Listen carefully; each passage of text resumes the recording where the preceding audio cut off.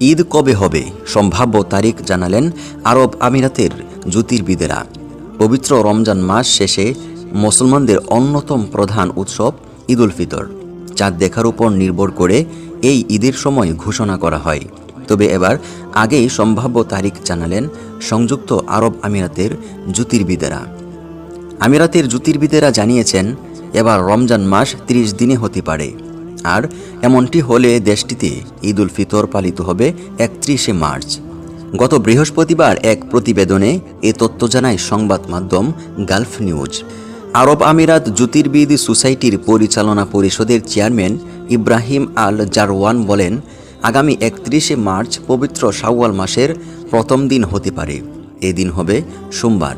এ হিসেবে এবছর মুসলিমদের 30টি রোজা পালন করতে হতে পারে, আর এমন না হলে 30শে মার্চ অর্থাৎ রোববার পালন করা হতে পারে এবারের ঈদ। তবে মিশরের national research institute of astronomy and জিওফিজিক্সের গবেষকরা বলেছেন রোববার পালন করা হতে পারে এবারের ঈদ। ঈদ উল ফিতর মুসলমানদের জন্য ধর্মীয়, সাংস্কৃতিক ও আধ্যাত্মিক তাৎপর্য বহন করে। রমজান মাসব্যাপী রোজা পালনের পর ঈদ উল ফিতরের দিন উৎসব হিসেবে পালন করে মুসলমানরা। ভিডিওটি ভালো লাগলে ভিডিওতে একটি লাইক দিন এবং চ্যানেলটি সাবস্ক্রাইব করে প্রিয়জনদের কাছে ভিডিওটি শেয়ার করে দিন।